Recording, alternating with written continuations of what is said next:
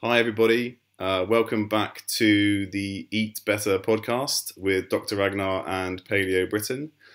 For those of you watching the video version, you will notice that Chloe is not with us. She being replaced by someone far less the equally lovely Chet Majaria. Hi, Chet. How you doing? Hey, all right. So Chloe has a huge ton of family come down for Christmas, so she's a bit busy tonight. But I have a list of questions from her to sort of keep us on track, so that we don't start to confuse everybody. Go off on random tangents. Yeah, exactly, which we're prone to doing. Anybody who listened to the previous two know that I tend to do that. So today we're going to talk about strength training or resistance training or weight training. They're kind of interchangeable generally for health rather than for any sort of particular performance or body composition type goals. So just trying to get healthier by lifting weights. And I asked Chet to join me because he has a huge amount of experience in the coaching field, coaching people in the gym. I've been reading his articles on breaking muscle for a while. He talks about both being coached and how to coach other coaches and how people should coach. So he kind of comes at it from all angles. And I met him at Health Unplugged where we recently talked. And what I really like about him is that he is both intelligent and sensible, and that, I mean that in the best possible way, because I feel like the fitness industry is full of people who have a lot of knowledge but aren't necessarily particularly sensible. So, Chet, why don't you just briefly give us a bit of an intro about yourself, and then we'll dive in. Wow, what an intro! Thanks for coming. I thought you were just going to talk about the fact that we ate ice cream and that we shouldn't. We ate ice cream after the paleo conference. Sorry, guys. Yeah, sorry about that. Okay, so just a little intro then from me. This is typically the part of the podcast that I'm terrible at, so I'm just going to give you a quick intro, and then we can move on to the fun and exciting stuff. Yeah. So I have always been the kid that was slow, weak, and didn't move well, and I probably still am. And that's the journey I'm on. Personally, and it kind of went through a whole bunch of stuff. So I'm a firm believer, and Tommy will know this from reading a bunch of stuff. Thanks for reading all my stuff, Tommy. It's me and your mum, right? We love it. Yeah, you and my mum. That's exactly it. So I'm a firm believer in doing what you enjoy, and I've kind of fallen into a whole load of stuff purely on that basis. So at school, I tried all sorts of different sports and never really enjoyed them, and kind of fell into tennis because I just enjoyed it, and then just started working out how to. I'm a geek, so not as much of a geek as Tommy, but a geek nonetheless. And so I was, I always just fall headfirst into stuff and try to do everything within my power to work out how to get better at it. So that's what I did, and I'm sure this theme is going to come up in a lot of what we talk about, but just found myself doing stuff that felt right, and starting with body weight. So I started, doing a whole bunch of kind of squats and press-ups and dips and pull-ups and stuff like that, just not necessarily out of any knowledge that it was the right thing to do at that point in time, but just because it felt good, it felt right, I enjoyed it. And I was moving, and then kind of stumbled across CrossFit, which again I'm sure is going to come up at some point in the podcast, and that put a barbell in my hands, as I'm sure it did for many people, or at least may put a barbell in my hands a lot more often, and from there fell into strength training, I would say, because that was the aspect of CrossFit that I enjoyed the most, and I guess the rest is history. Yeah. But so, been through many different aspects, and I'm going through many different aspects of strength training, from weightlifting, strongman, into powerlifting, which is my current focus. Uh-huh. And as Tommy says, I write for Breaking Muscle, and I'm also part of the editing team for Breaking Muscle as well. And Tommy's going to be writing a couple of cool articles for Breaking Muscle UK, which is just about to be launched. So shameless plug for that. and and I also run strength education, which, as Tommy alluded to, it's basically coaching the coaches and also coaching committed trainees as well in terms of everything strength training, for want of a better way of putting it. Cool. So we can give you all the links and stuff if you want to look that up, but I'm sure there's more exciting stuff to talk about. Yeah, well, I'll stick them in the show notes Wicked. on YouTube and on my website and all of that, so people will figure out where to find you. So just to kind of frame the conversation that we're going to have, I guess if people have followed my blog over the last year since I started it, so that's basically my mum, they'll know that about a year ago I wrote a couple of articles about exercising for health. Very cool article. And thanks. And I just I have in my mind a general scheme by which exercising for health should kind of happen. So everybody likes a pyramid. So at the bottom of the pyramid, you should have less sitting. So that's your first standard. I know you just got a standing desk, didn't you, Chet, with that in mind? Yeah, definitely. So we know that if you sit for more than 8 hours a day at work or whatever, then no matter how much exercise you do, you can't undo the damage of that sitting, and that increases your risk of obesity, diabetes, and a couple of cancers. So less sitting is probably where you should start. And then the next level up would be walking. And walking is by far the best researched mode of exercise. And when people talk about government guidelines for aerobic exercise, getting sweaty, for 2.5 hours a week, 30 minutes a day, something like that. What they really mean is brisk walking. It's nothing more than that. It's not going out and running 10K or anything. It's just getting your heart rate up by walking is pretty much the next thing that everybody should be doing. So just moving more.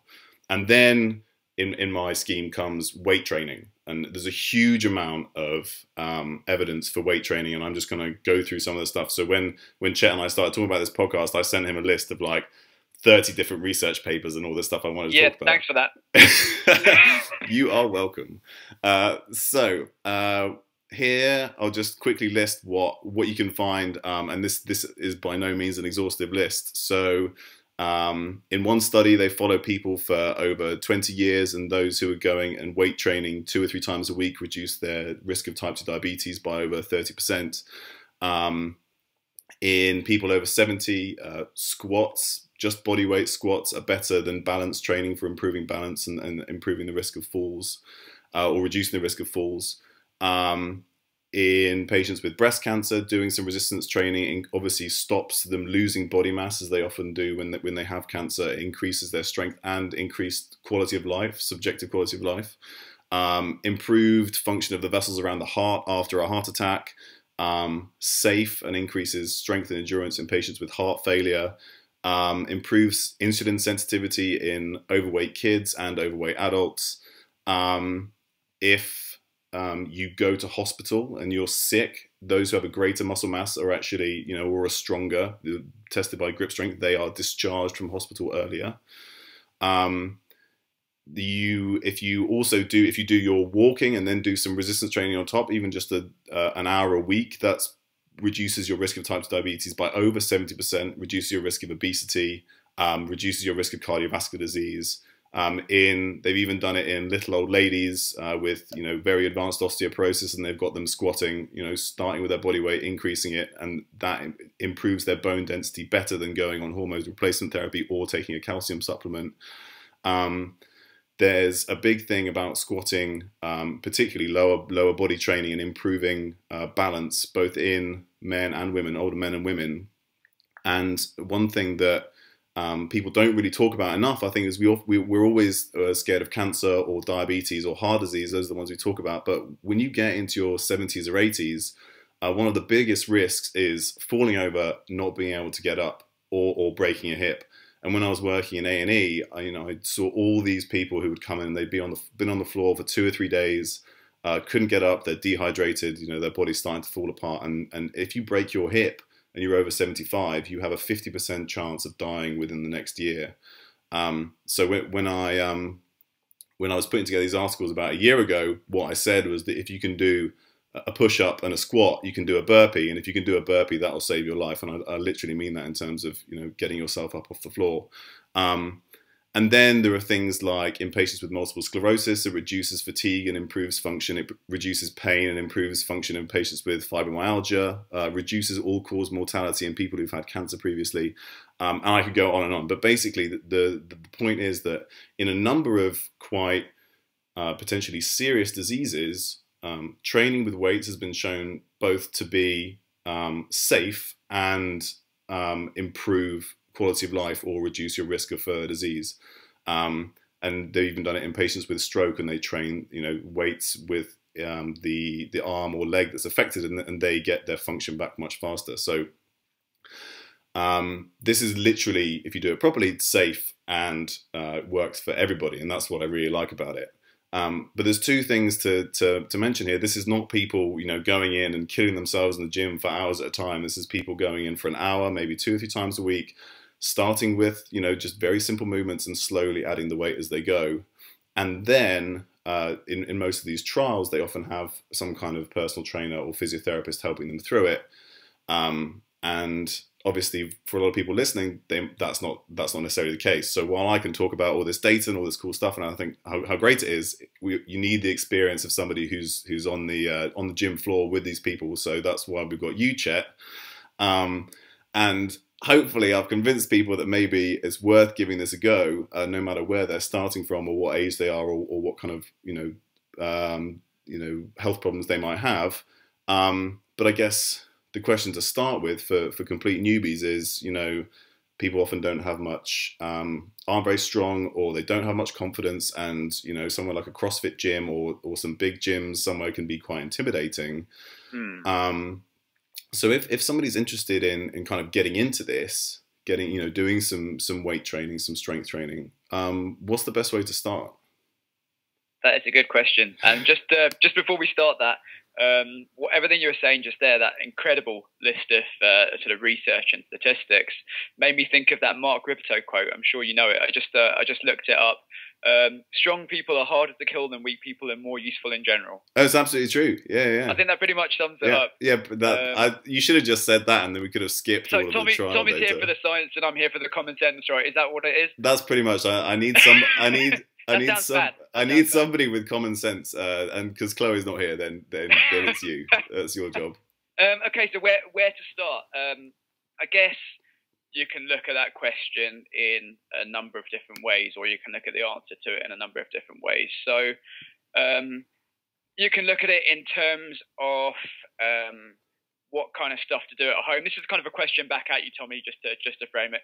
So did you want to talk about the kind of stuff, it's like choose your own adventure, the stuff that you can do at home? Did you want to talk about movement as a sort of subconscious thing, and how people can actually do that without necessarily needing a coach? So that comes pretty much off our squat therapy thing that we were doing at the Paleo Summit. Or talk about how to kind of find a coach in a gym. Like, what kind of angle did you want to take? So I think the stuff that we can do at home we'll maybe cover a little bit later. But what I was kind of hoping is that we could inspire some people who maybe hadn't thought of going to the gym before, or don't like going to the gym, or didn't think it was maybe for them, or they'd get any benefit from it. Yeah. Maybe we could sort of show that it is actually not, that it's worthwhile, and, okay, and cool. Maybe not. So we'll start with the gym, and then maybe we can go on to the body sounds good. Yeah. So I think probably in terms of intimidation factor, having a coach there telling you what to do, correcting you, and all that stuff is ranked fairly high on the list of intimidation to start off with. Yeah. So the easy option, if you like, would be to go to a Globo gym, or one of these kind of chain gyms. You can read some stuff, and you're kind of there off your own back, doing your own thing, and that's a step in the right direction, sure. But the only problem with that being, apart from the fact that you can never get any equipment because, anyway. But, I guess the major problem with that is the coaching. And that's key because it's, I wrote this in one of my articles, and in fact, it all comes back to ice cream, like everything does. but but you know, so we talk. Any ice cream is better than no ice cream, right? Yeah, absolutely. But you know, some flavors are better than others, and like I think if anyone is sitting down for, you know, whatever, all day, every day, sitting down and then lying down when they go to sleep, and that's about it, then if anyone is getting off their bum and doing something, then I applaud that. Yeah. Just like I would applaud the decision to eat ice cream, even if it's not my, you know, my favorite flavor. But obviously within that, there are different flavors. And so, you know, if you're doing that, and as you said, we're going to come to this later, but if you're going into a Globo gym and if you're doing some stuff, then that's cool.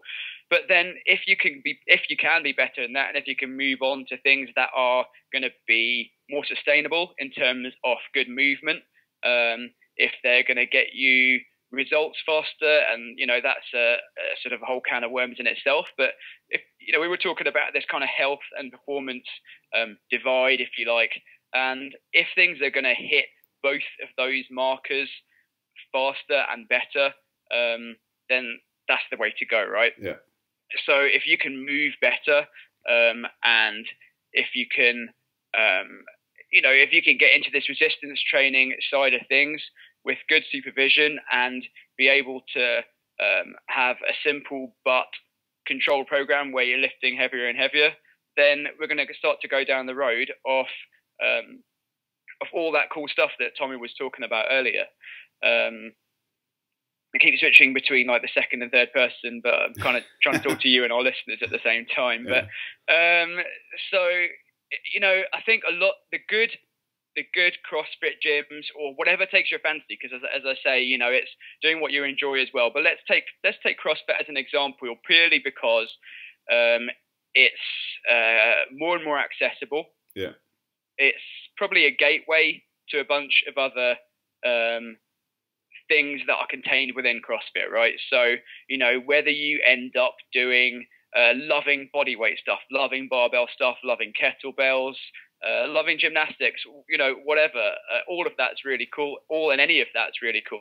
But CrossFit can be a good gateway into that. And the good gyms are going to have, believe me, I know how intimidating it is. Like when I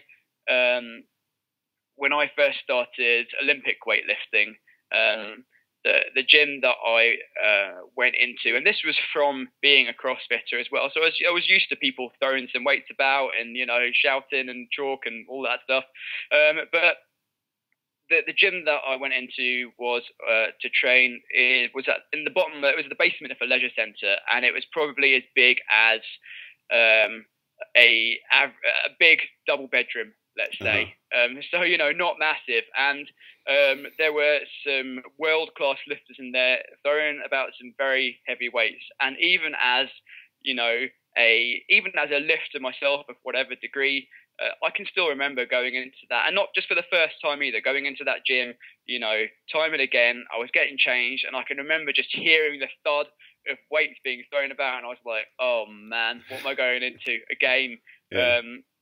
But, you know, so it is intimidating, but most good gyms are going to have an induction program, and not some kind of, you know, BS, here's your program for the next year on a piece of paper, bearing no relation to, you know, how you move or you as an individual, but a program that's going to take you through some fundamental human movement patterns, and guide you through them in a coached environment. And the cool thing about a gym, like a CrossFit gym or any good, you know, be it a gymnastics gym or powerlifting or whatever, is that you're going to be placed within a coached environment day in, day out. And I know that's intimidating, but it's a leap of faith that I think is really worth taking. Yeah, I think the CrossFit example is quite a good one. I obviously, and it is something that's becoming, particularly in the paleo community, it's something that they've kind of grown together. And I've trained at and visited probably easily over 20 CrossFit gyms, and some of them are bad and some of them are good, and it's literally you go and you get a feel for it. But what I've noticed, you know, across all gyms actually, but particularly CrossFit gyms, there's always a really good sense of community. So there's you know, somebody walks through the door and they've never picked up a weight before, they've never done anything before, and you know, everybody will be there and applaud them when they finish their first, you know, the first few sets or first workout, and there's always this really, really nice kind of camaraderie. But even if you're not into CrossFit or whatever, and you go to just your local gym and you find yourself a personal trainer there, and he sets you up with some basic movement, and we'll talk about maybe what you should focus on if you're just sort of looking for health. Yep, definitely. But what I've always found is that the biggest, angriest looking guys are always the friendliest. Like, 100%. you know, you ever have an issue or you don't know what you're doing, you go and find the guy who's you know, grunting and moving huge amounts of weight in the corner, and he's probably the scariest looking guy, but you go and ask him and he will be the nicest person in the gym. So is that usually you, Tommy? No, not always. There's the gym I train at in Norway. There's a few. I was referencing the fact that you're big and you lift big weights, not that you're ugly, by the way. So. Wait, did I? I don't think I said ugly. I think you added that in. But thanks. Oh man, okay. I was painting a picture. Sorry. So I think what we're trying to get across is that in all these places, like, they initially appear quite intimidating, but there's almost always people who are very, very willing to help. And you just ask questions, and you know, everybody was a beginner once. So regardless of what sort of arena you start doing this in, people usually recognize that. And if one particular person doesn't recognize that, then the guy next to him will. So I think it's just. And I think especially within these kind of gyms as well, everyone is always a beginner, really, right? And you know, we talk about sort of the beginner mentality a lot, whether it's as you know, a coach or an athlete or whatever, and it's incredibly important. And again, I think that, you know, the people that know what they're doing, just like you said, you know, the guy in the corner lifting a whole load of weight, he or she probably knows some stuff to get there, and they probably also know that they don't know a lot of stuff as well. And you know, hence have that mentality, you know, remember what it's like, and you know, are warm and welcoming, and you know, and you're always up for giving advice and all that stuff, because they're also in that place in another part of their own lifting and another part of their own training. And especially with CrossFit, going back to that example, there is so much stuff to learn, and there's always, you know, new things to learn, which you know, can be a good or a bad thing depending on what way you look at it. But but in terms of the fact that it means that people always have some kind of movement struggle, you know, I think that plays a big part in it as well. Yeah, so that's kind of a leveler on whatever setting you take it. Yeah, a leveler. See, you always come up with a good word. All right. So if people kind of have decided that they're going to try this and they're going to go to the gym, and say, you know, if you can get to a CrossFit gym and you do like their elements or their fundamentals program, and they kind of get you into it, then that's brilliant. But say they're going to try this on their own at the local gym, or maybe talk to a personal trainer and just get some ideas. Do you have some if we're just thinking about the basic movements that are going to get us the most value for money, what kind of stuff would you be talking about? Okay, so I think you kind of have to go back to, like I always say it, and maybe it's boring, but you kind of have to go back to the old kind of pull check type list, you know. So Absolutely. As far as I'm concerned, you know, it's a push, a pull, a hinge, a carry, gait as well. In terms of, I've got the whole list here actually, just so I don't forget one. So squat, like a bend or a hinge, a lunge, a twist or a rotate, which is actually I find, or I feel, quite often lacking in a lot of even if you talk about CrossFit, for example, you know, and you look at the kind of the fundamental movements, blah blah blah. We don't often think about twisting or rotating that much. A push, a pull, and gait as well. And I know you talk about that a lot in your articles, Tommy, in terms of walking, in terms of sprinting, you know, and those two in particular. So in terms of well-rounded movement patterns, whether you're doing body weight or whether you have, you know, a barbell in your hands, if you are hitting all of those things and a carry as well. Sorry, with reference to Dan John. Uh-huh. If you're hitting all of those movement patterns on a regular basis, and I know we're going to talk a little bit about kind of intensity and how to regulate that a little later on in the podcast, but I don't think you can go too far wrong, really. Okay. So so I guess again, if people are starting out from scratch, what kind of movements are we kind of talking about? And then if I want to know how to do it properly, do you have a favorite place where these kind of techniques are demonstrated, or do you have a favorite way for people to learn that if they're not going to get access to a good coach? Okay, cool. So let's give examples of each one. That'll probably be the Perfect. best way of doing things then. Yeah. So a squat. So let's take some barbell examples to start with. So a squat could be a simple, putting a bar on your back, barbell squat, or a front squat, and all sorts of different things like that. But essentially, placing a barbell on your skeleton with some weight on, and sitting down and standing up. Yeah. Pretty much. So a bend or a hinge. So we're talking about generally picking stuff up off the ground there, or variants off it. So a deadlift, which was originally called a health lift. Really? Yeah. So a deadlift, picking something off the ground, standing up straight with it, is a pretty good example of that type of movement. Yeah. A lunge. So you're probably familiar with. A lot of people are probably familiar with a lunge type movement in terms of trying to describe these in the simplest way possible. This is quite interesting, actually. But basically putting one leg in front of the other and lunging. Yeah. Or stepping up onto a box. So if you're climbing a staircase, you're basically lunging, right? Yeah. Twisting or rotating, so that can be all manner of things, really. But actually, one of the exercises that I've just programmed in for some of my guys this week are barbell twists. So again, that can be something as simple as putting a barbell on your back and twisting. So are you staying fully vertical and just twisting around fully the hips? vertical? Okay. Yep, just twisting. Yep. A push or a pull. So let's see. We could talk about. So we could talk about a push being something like a bench press, yeah, or an overhead press, something that people are most familiar with, or taking it into a body weight example. We could talk about a press being a push-up. Yeah. A pull, again, using a body weight example. So a pull-up is probably the simplest example of a pull. And gait, as we said, we've already described that, running, jogging, walking, and crawling as well, the most fundamental. Yeah, which all those things. Which everybody forgets to do once they learn how to walk. Yeah, exactly. Yeah. And I've been going, I would say going along that journey, but kind of progressing back, if you like, into that journey. I just did a primal move course, and we spent a lot of time crawling, and it was a huge eye opener. Great. So I guess that can sort of transition us nicely over into.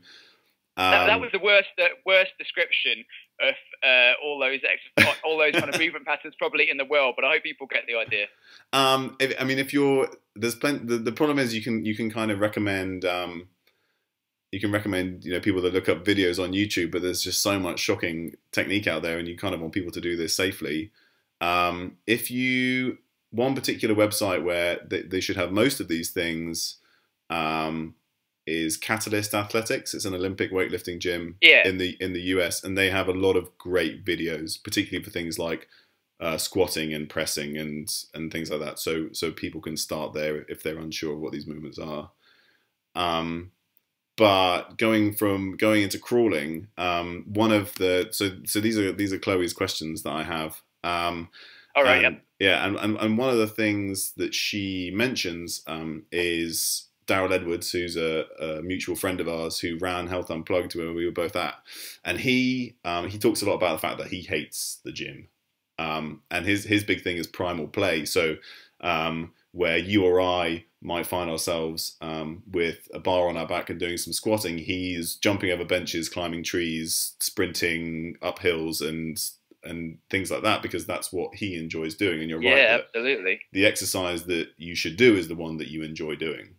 Yep. So if people don't really fancy, going into the gym and putting a barbell on their back, what kind of stuff can we do at home, in the park, without any particular equipment, that you think will give us a kind of a similar benefit?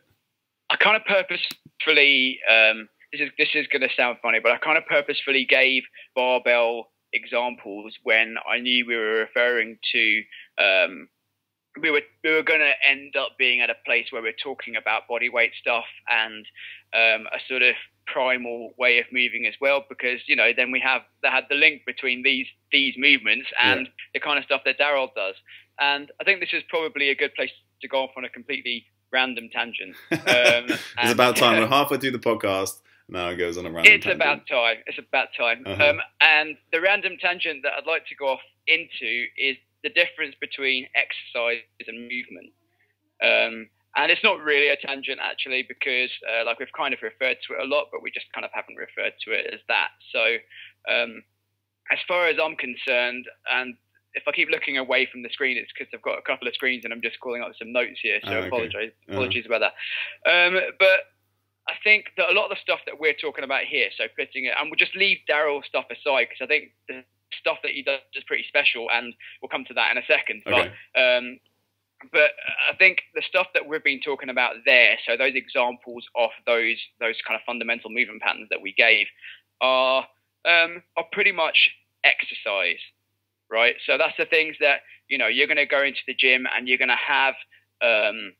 We gave an example of the modes, really, because we gave a lot of the examples that we gave were kind of barbell based, and even for the twist, I gave a barbell description as well. We have an idea of the intensity we're going to be working at, and the kind of volume we'll be doing, and we have an idea of the frequency as well. So we're going to be going in and doing this like 3 times a week or whatever. Yeah. So let's think about potentially. Let's start off with, and I forwarded Tommy an article actually just before this podcast as well. So this might get a bit geometric, but bear with us a second. So let's think of a continuum, and let's think of exercise on one side of the continuum and movement on the other side of the continuum, right? So you've got all this stuff that you're going in and you're like a power lifter, for example, and you're doing the squat, the bench, and the deadlift and variants off it, and then you're sitting on your bum and eating and on the computer and whatever else you do for the rest of the time. Then you're exercising and you're fit in terms of being fit for your task or fit for your sport. But in terms of the movement, the other 23 hours a day or whatever, we're pretty sorely lacking in that example, and that's I think a large part of, going back to what Tommy was talking about at the beginning, a large part of the kind of walking idea is to, and the standing desk and all this kind of stuff, is to try to get some movement back in as well, and to sort of give an idea of what I mean by the movement side of things is the kind of stuff that you do on a day-to-day basis without much thought to all of those concepts, if that makes sense. Yeah.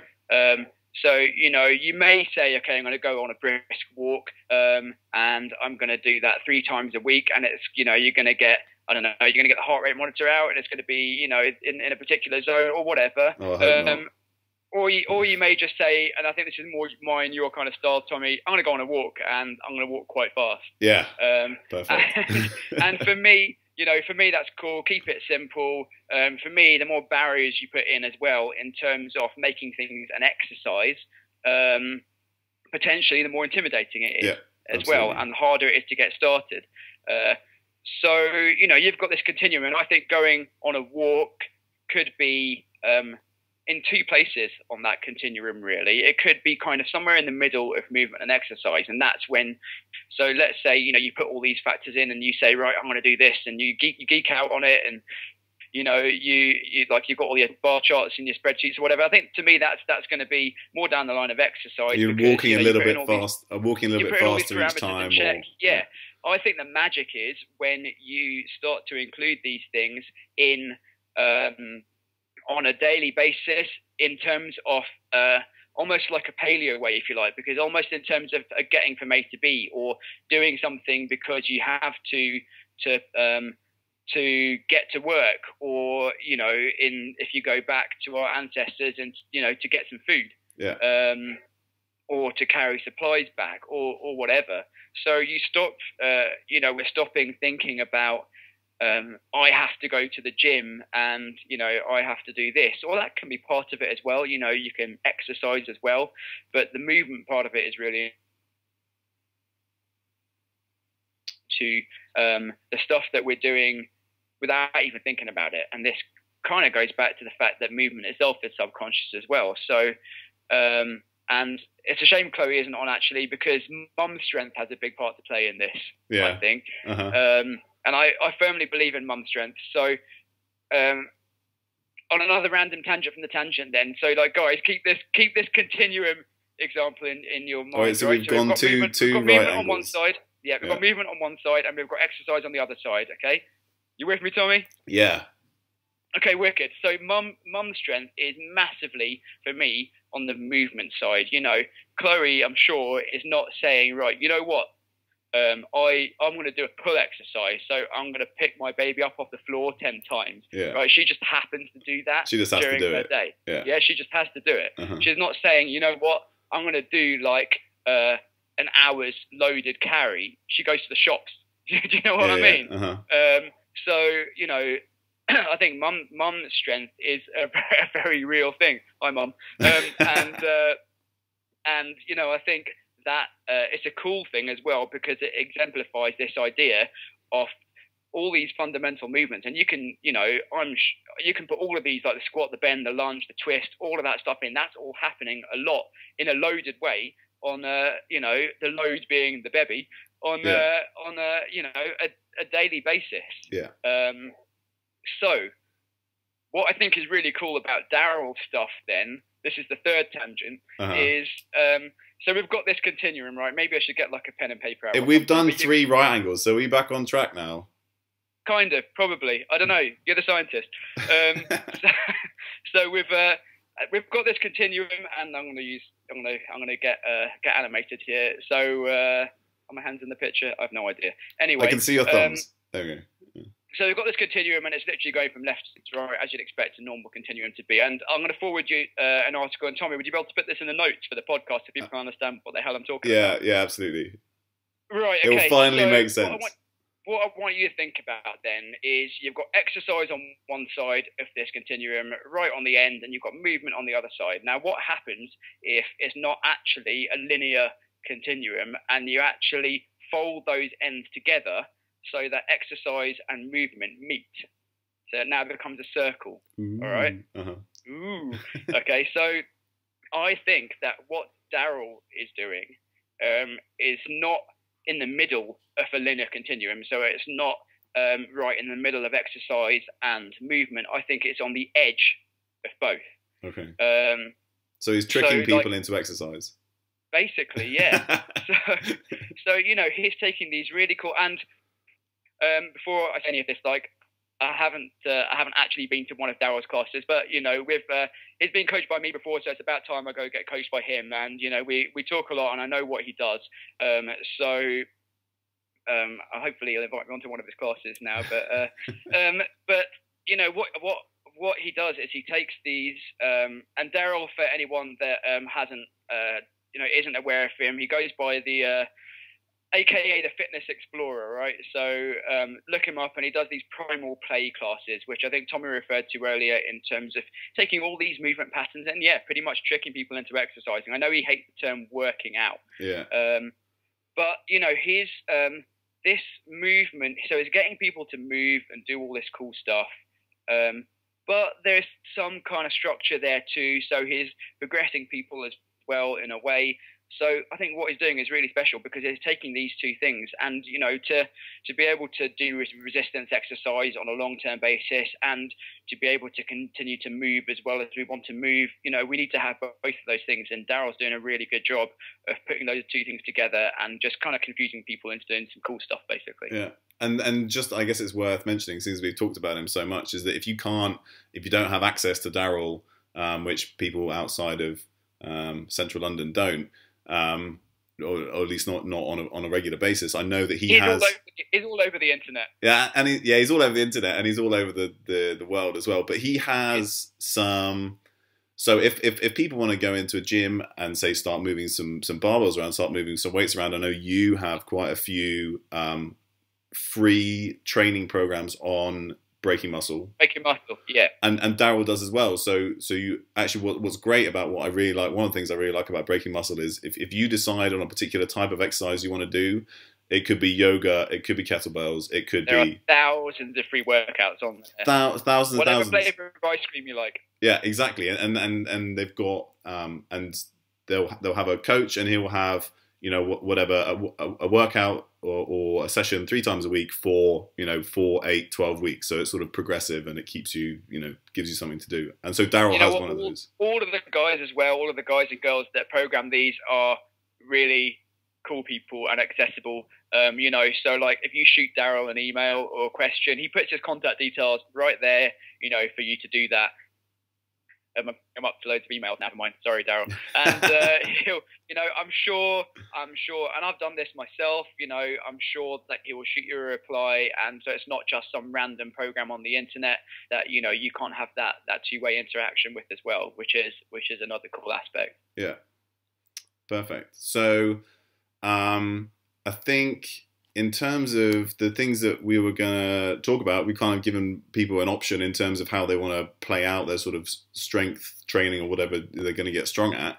Yeah. But if we go back to the gym, and one thing that I think is really important, and it's something that they're just starting to talk about it in the paleo community, but probably not nearly enough, is the fact that there's only so much stress that a body can take. Right.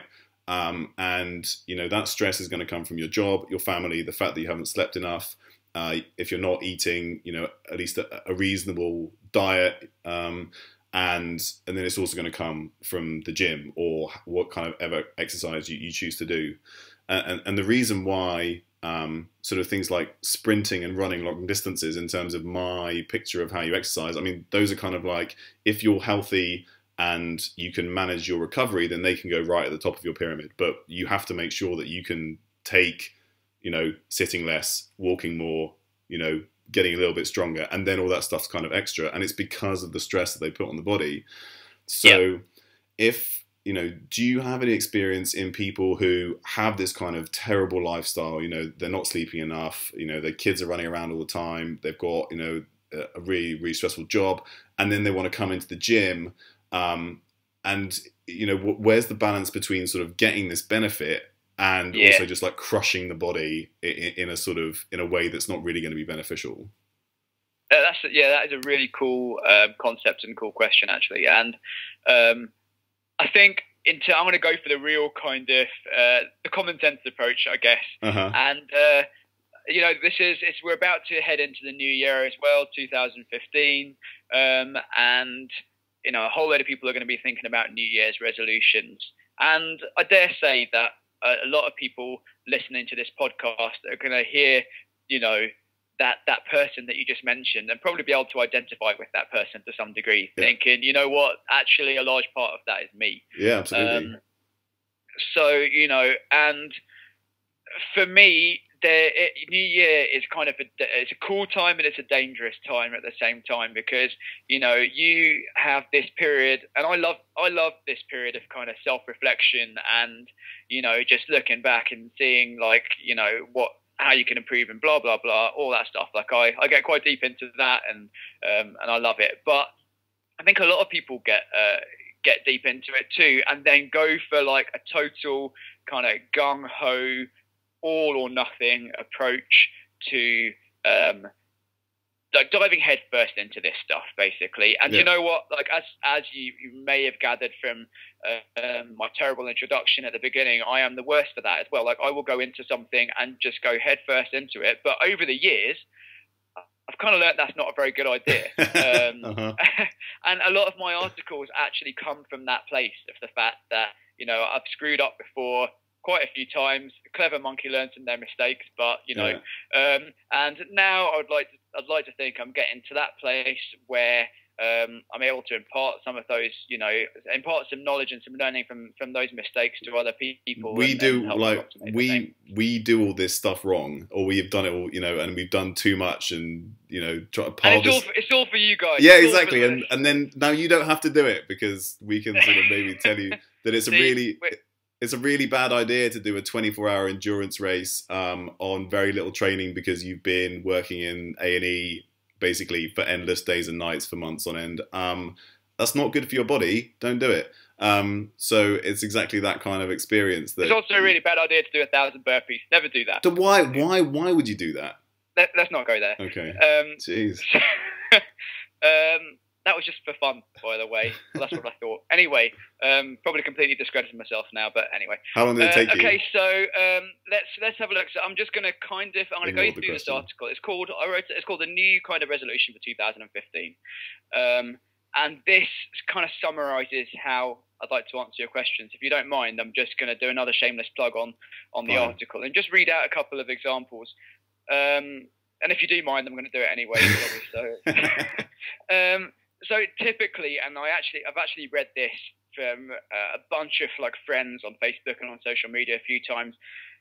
People want something for the new year, and you know, let's talk about a kind of, because I guess we're kind of now shifting a little bit from talking to a beginner athlete to maybe someone that's a kind of intermediate, you know, done this kind of thing before and now wants to kind of focus themselves a little bit, or wants to head into a particular way of training. So typically I see someone from like a sort of beginner stroke intermediate athlete, I see, right, you know what, I need to really focus. So how I'm going to focus is enter loads of competitions.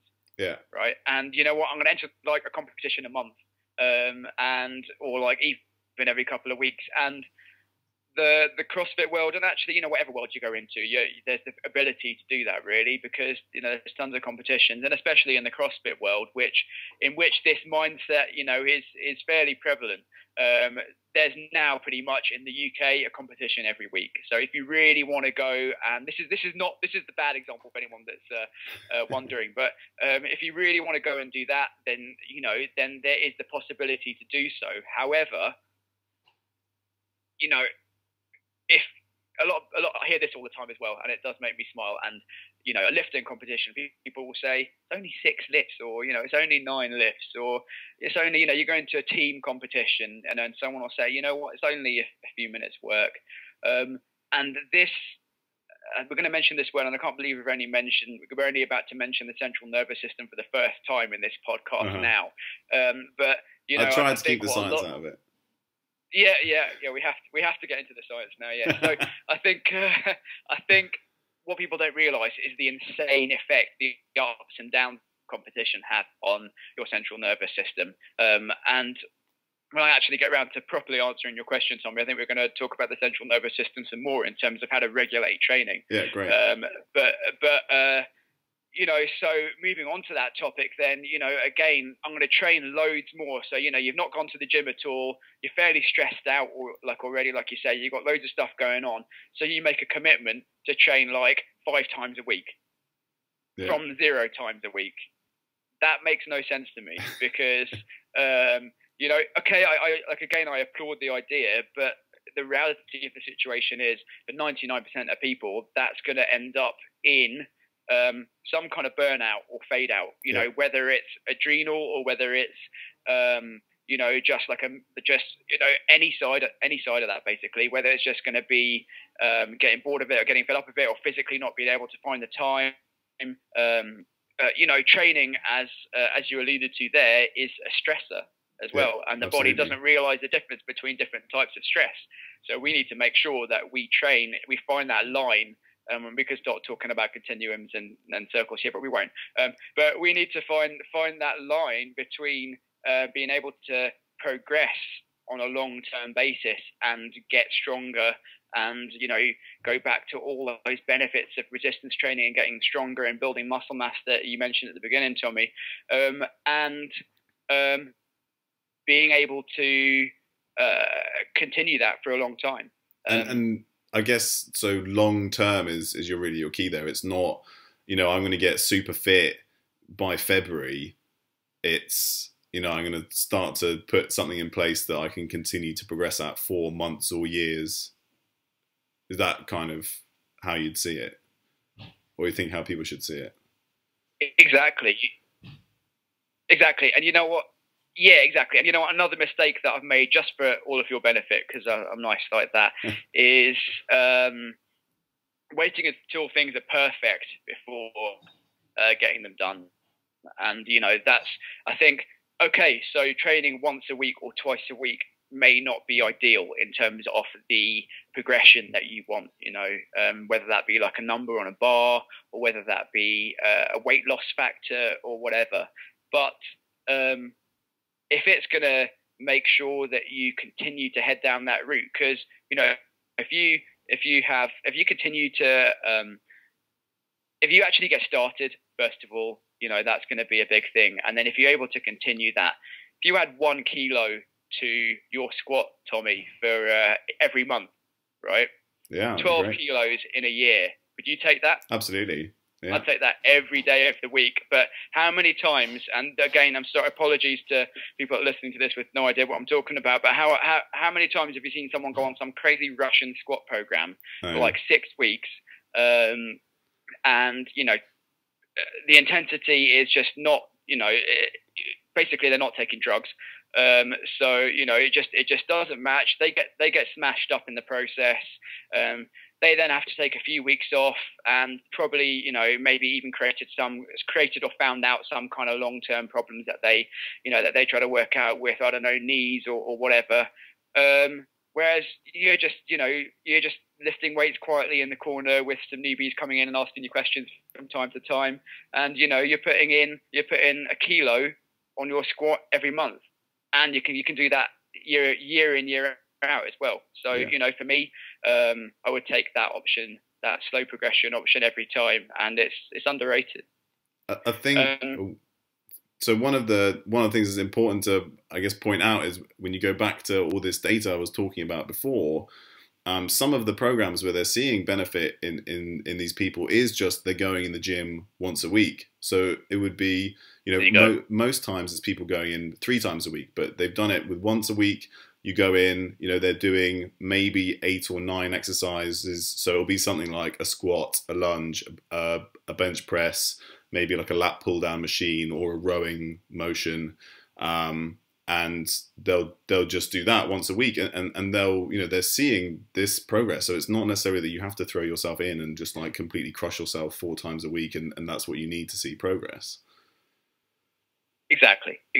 And one for the advanced guys as well. So you've let's say whether you're in like a CrossFit gym or a coach gym, or whether you're just training by yourself, and especially if you're training by yourself as well, because there's so much information out there right now, including this podcast. And there's not much information. There's not much information, just random chat, really. But people have got all this. They've got all these plans from the fitness magazines and some cool guys off the internet that they follow, or whatever, and they're trying to put all these things together. And you could go onto the internet every day and find something that you just have to put into your training because it's like the best thing in the world and it's going to get you like incredible gains or whatever. So why not this time around think about seeing how much you can take out of your training and still have those fundamental movement patterns that we're talking about. So I'm not saying like remove all pulling from your training, for example. I'm just saying like, why not strip it down to the bare essentials and then build it back up again, exactly like you would potentially do nutritionally from a paleo point of view, and like an elimination diet type thing, and just take it right back to the real basics. Then start adding things in one thing at a time, and then you are able to build up something that is sustainable and that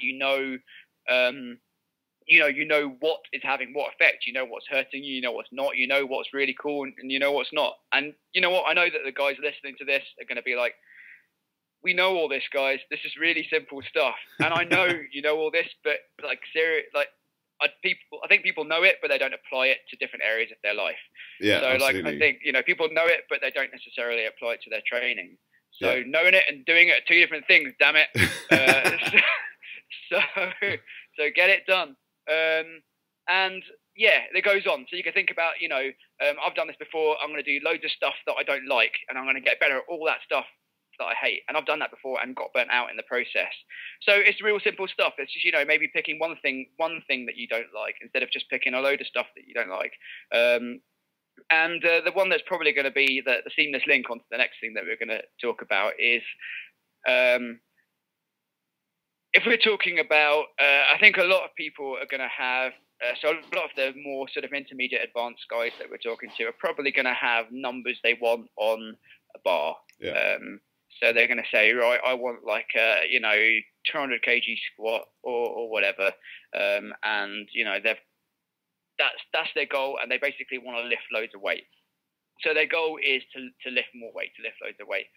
So what I want to put to people is that lifting heavier and getting stronger are not the same thing. Yeah. And okay, this is going to be even more confusing than the circle, but I'm just quoting right out of my article here, and I just wrote, lifting heavier doesn't necessarily make you stronger, but getting stronger will allow you to lift heavier, right?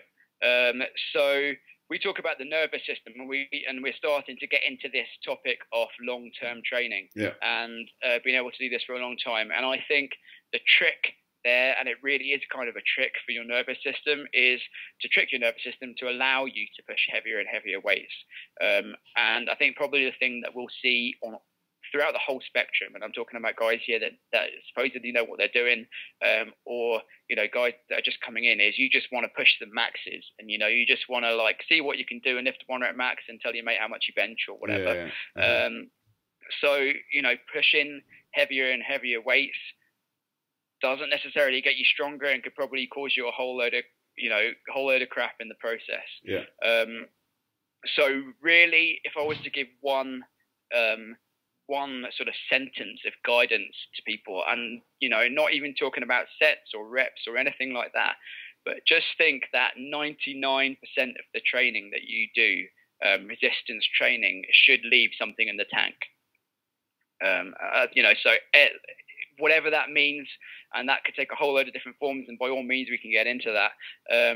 But if you find yourself testing your limits most of the time, that's pretty much going to be a recipe for some not very cool stuff. Yeah, perfect. I think one of the things, so we haven't really talked about sets and reps, and actually I think particularly from the beginner's point of view, and again looking at all these studies that have been done, I actually don't really think it matters that much, because to begin with, it's just getting in and it's moving, and it's just slowly starting to progress and be happy with the weight. And particularly when you're a beginner, most of the improvement that you get is just your body learning how to use the muscle that you do have, and you'll see some improvements, pretty quickly. So if people feel like we shortchange them in terms of they should be going in and doing 5 sets of 5 or whatever, you can let us know in the comments, and we'll direct you to some stuff. But I think particularly if you're getting started out, I think it doesn't really matter that much. It's just getting in and starting to move. And it comes back to that idea of movement versus exercise, right? Yeah. And like you say, getting people to move without. And I know we've talked about this before, Tommy, but when at the Health Unplugged Summit, which is the one where Tommy and I met face to face for the first time, I ran a squat therapy clinic or squat therapy workshop. And the idea behind that was, which Tommy kindly participated in as well. And I that was think great. I love squatting. And I think the idea behind that was, what's that? I said I love squatting. Oh yeah, well, I think the listeners probably have gathered that by now, but so do I, for the record. And the idea behind this squat there, well, there's a few ideas behind it, but we touched on this kind of movement versus exercise thing. keep thinking back to that bus conductor study that you quoted in your article as well. Oh yeah. Tommy, so you can probably explain it better than me, but I'll give it a go, and then you can hopefully fill in the gaps. Great, yeah. In fact, let me call up your article here, because that's probably one of the best ways of doing it. Do you remember it off the top of your head? Oh no, so it's basically, and actually, it was interesting because this is a really famous study published in the Lancet. I think 60 odd years ago. That's right, yeah. But so actually, I wrote about this in an article, over a year ago, and then Daryl actually mentioned it at Health Unplugged again. And it's just that when this is one of the first sort of epidemiological studies they did in terms of activity, and they took one or two populations of people. They're bus drivers and bus conductors on London buses, and these guys are from the same socioeconomic class. They have the same education. They have the same issues. They eat the same diet. One sits down all day. The other one runs up and down stairs, helps people into their seats. Is just generally moving around. And I think I forget the exact numbers, but something like the conductors 45% reduced risk of heart disease. Yeah, so the conductors are twice, have half the risk of heart disease. Yeah.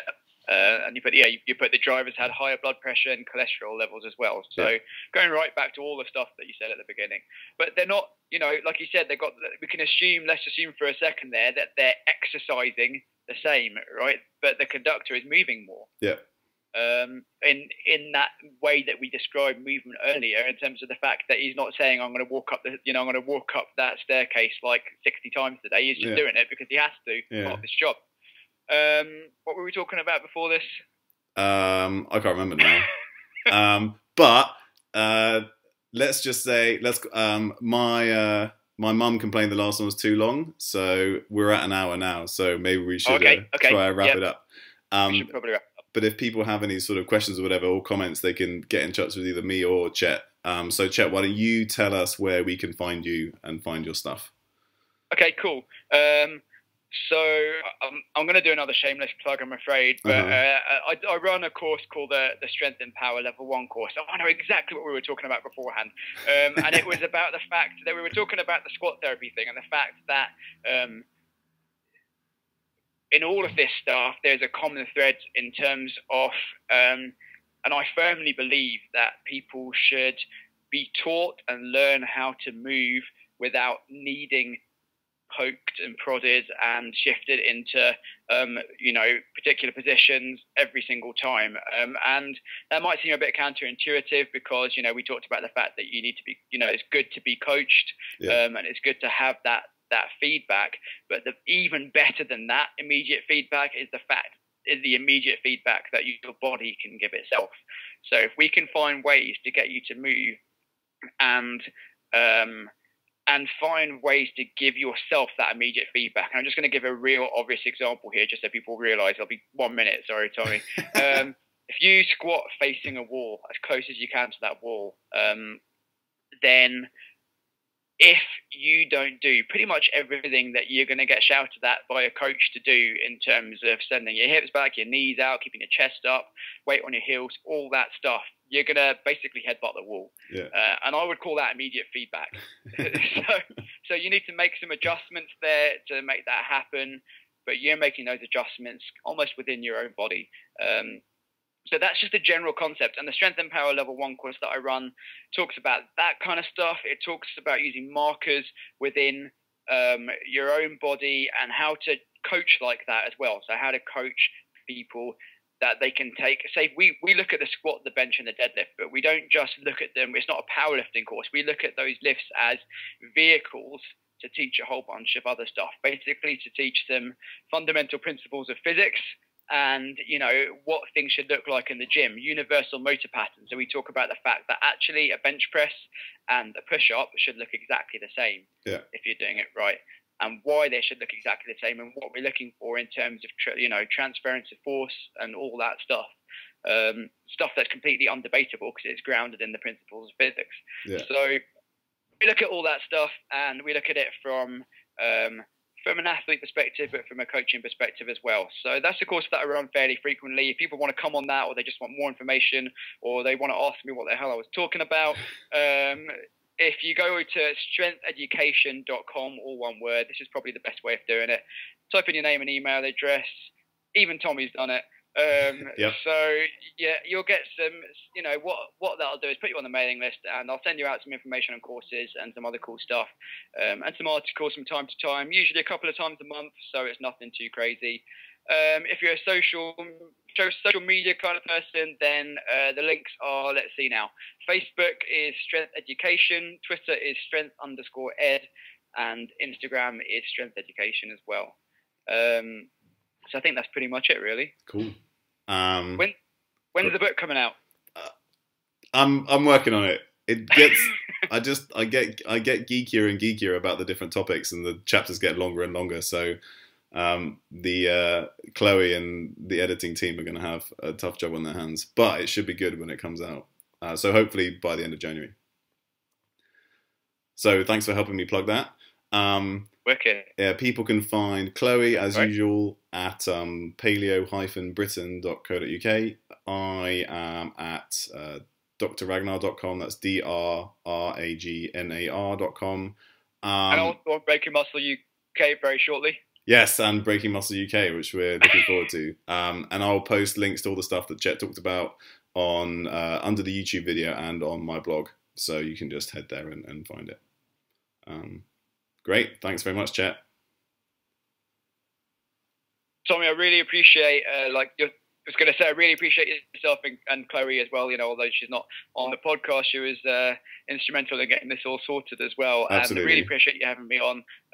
It was really cool for me to be able to talk about strength training for health and instead of performance, because, you know, often get invited on podcasts and the questions are pretty much like, how do I get a bigger squat? And, you know, which is all part of it, but it's really cool to do something, especially I think at this time of year, like we alluded to, that is addressing all of these things from a movement and a health-based perspective. So hopefully we've given some people some science and some common sense on how to attack that stuff. Yeah, I hope so. Thanks a lot. Thanks very much, Chet. Cheers. Bye, guys. Cheers. Bye.